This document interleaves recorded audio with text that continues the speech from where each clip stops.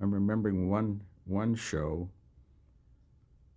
where my wife was pregnant and I was filming on a Perry Mason, and about midnight she had these labor contractions, and I phoned the doctor and he said get her into, it was then Cedars of Lebanon, a fountain near Vermont, and I drove her in and the doctor met us, and she had the contractions but somehow wasn't giving birth. Then it eased up and then it started again, and then they were trying to decide whether to do cesarean, and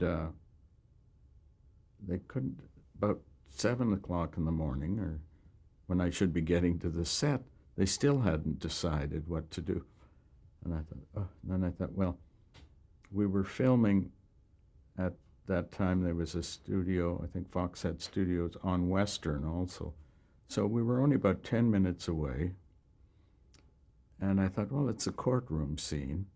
So I phoned the set, and I phoned in the first shot. I told them to set up on the judge. Then when I thought they'd be ready, I drove over, did the shot, then set up the next shot, drove back to the hospital.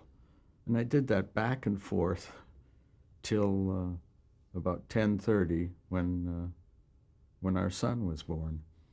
Then I could leave her. A cousin of my wife's was with her, and I went back then and continued the filming with, needless to say, an excitement, and that was shared by the crew, by Raymond and all the others, and it was just very nice. And then I remember at lunchtime, I went up to my little office where we were filming and thought I've got to phone the grandmothers and tell them, and up in Edmonton, and I think, yeah, I'm in control. And indeed, I pick up the phone and I give them my mother's phone number up in Canada and tell them to charge it to my phone here.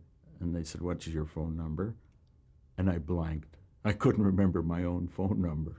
And I think I'm in control.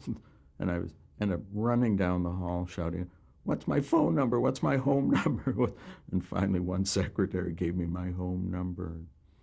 But we got lots of presents from Raymond and everybody, and it was really very nice.